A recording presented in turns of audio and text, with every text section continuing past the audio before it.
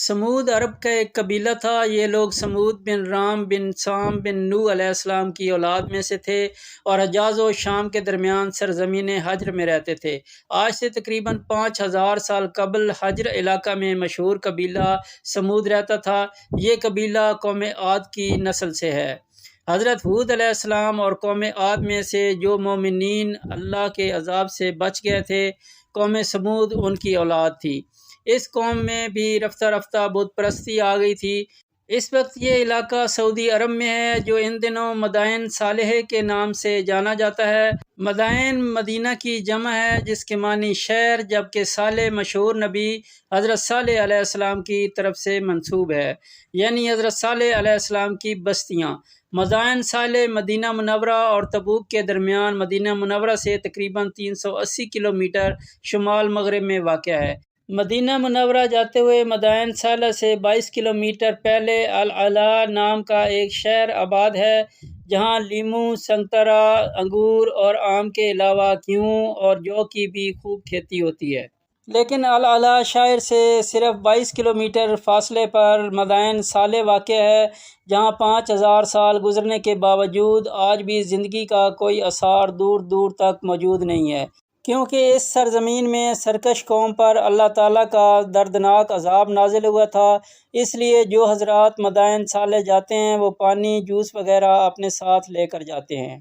غزوہ تبوک کے موقع پر جب نبی کریم صلی اللہ علیہ وآلہ وسلم اس علاقے سے گزرے تو آپ صلی اللہ علیہ وآلہ وسلم نے مسلمانوں کو یہ آثار قدیمہ دکھا کر وہ سبق دیا جو آثار قدیمہ سے ہر صاحب بصیرت شخص کو حاصل کرنا چاہیے، کہ یہ اس قوم کی بستی ہے جس پر اللہ تعالیٰ کا عذاب نازل ہوا تھا، لہٰذا یہاں سے جلدی گزر جاؤ۔ یہ سیرگاہ نہیں ہے بلکہ رونے کا مقام ہے۔ حضرت صالح علیہ السلام حضرت ابراہیم علیہ السلام سے بہت پہلے حضرت نوح علیہ السلام کے بیٹے سام کی نسل سے ہیں۔ انہیں قوم سمود کے لیے نبی بنا کر بھیجا گیا تھا۔ یہ قوم بہت طاقتور تھی اور پہاڑوں کو تراش کر گھر بنایا کرتی تھی۔ یہ لوگ بتوں کی عبادت کیا کرتے تھے۔ حضرت صالح علیہ السلام نے اپنی قوم کو حتی الامکان سمجھانے کی بہت کوشش کی کہ اللہ کی عبادت کرو، صرف وہی عبادت کے لائق ہے، اسی نے پوری کائنات کو پیدا کیا ہے۔ لیکن قوم سمود نے اللہ تعالیٰ کے نبی حضرت صالح علیہ السلام کی بات نہ مانی۔ جب اللہ تعالیٰ نے حضرت صالح علیہ السلام کو ان کی طرف نبی بنا کر بھیجا تو حضرت صالح علیہ السلام نے ان کو اللہ تعالیٰ کو ایک ماننے، اس کے ساتھ شریک نہ ٹھہرانے اور صرف اسی کی عبادت کرنے کا حکم دیا۔ ان کو اپنے اوپر رب تعالیٰ کی نعمتیں یاد دلا کر سمجھایا اور عذاب الہی سے ڈرایا۔ علامہ ابن خلدون لکھتے ہیں کہ سمود کے لوگ طویل القامت اور کثیر الاعمار تھے۔ یہ لوگ پہاڑوں میں بڑے بڑے عالیشان محلات بنا کر رہتے تھے۔ 18 مربع میل میں یہ قوم پھیلی ہوئی تھی۔ دولت و قوت اسے میسر تھی۔ دیار سمود میں پانی کی بڑی قلت تھی۔ لوگ دریا کے نہ ہونے کے باعث کنواں کھود کر پانی حاصل کرتے اور زراعت کا کام سر انجام دیتے تھے۔ اس کے علاوہ ان کے پاس صرف ایک چشمہ تھا جو ضرورت کے اعتبار سے ناکافی تھا۔ سمود کے لوگ اعلیٰ محلات بنوانے کے بڑے شائق تھے۔ وہ تجربہ کار اور ماہروں کو بلواتے، عمارتیں تیار کرواتے۔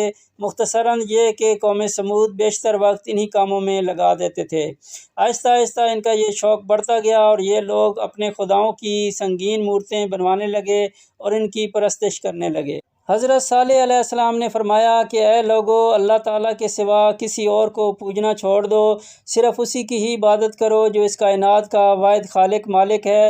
اس کا شکر ادا کرو اور غرور سے باز آ جاؤ، ورنہ ایسی مصیبت آئے گی کہ بجز خدا تمہیں کوئی چھڑا نہ سکے گا۔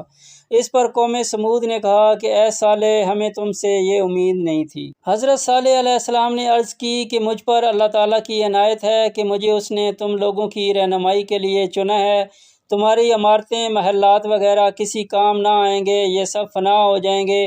تم ان سے دل مت لگاؤ۔ قوم کہنے لگی کہ معلوم ہوتا ہے کہ تم پر کسی نے جادو کر دیا ہے، ورنہ تو ہمارے جیسا آدمی ہے۔ پھر کہنے لگے کہ تم سچے ہو تو کوئی نشانی دکھاؤ۔ اس پر استفسار فرمایا اور کہا برابر والے پہاڑ سے ایک 10 ماہ کی حاملہ قدور اونٹنی پیدا کر کے دکھاؤ اور تھوڑی دیر میں اس کے قد جتنا بچہ بھی پیدا ہو۔ آپ علیہ السلام نے پہاڑ کے قریب جا کر دعا مانگی اور ویسا ہی ہوا۔ لوگ دیکھ کر حیران ہو گئے اور ایمان لانے لگے، تو شیطان نے وسوسے ڈالنے شروع کر دیے اور وہ لوگ شیطان کی باتوں میں آ گئے اور ایمان پھر بھی نہ لے کر آئے۔ اور بالآخر کار قوم سمود نے اونٹنی کو قتل کر دیا اور بچہ بھاگ کر پہاڑ میں غائب ہو گیا۔ لیکن قوم سمود میں متکبر لوگ کہنے لگے کہ جس پر تم ایمان لائے ہو ہم اسے نہیں مانتے۔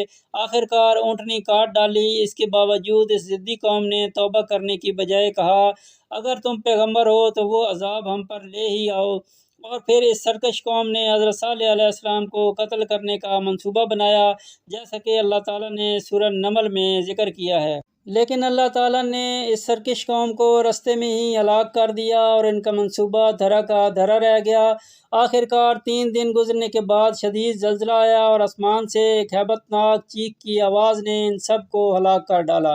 اس طرح قوم سمود اپنی پوری طاقت اور قوت کے باوجود ہمیشہ کے لیے ختم ہو گئی اور ان کی بستی قیامت تک کے لوگوں کے لیے عبرت کا نشان بن گئی۔ اور پھر آپ علیہ السلام نے ان سے منہ پھیر لیا اور کہا، میں نے تو تمہیں اپنے رب کا پیغام پہنچا دیا اور تمہاری خیر خواہی کی، لیکن تم خیر خواہی کو پسند نہیں کرتے۔ ان کی ہلاکت کے بعد حضرت صالح علیہ السلام مومنین کو ساتھ لے کر مکہ معظمہ روانہ ہو گئے۔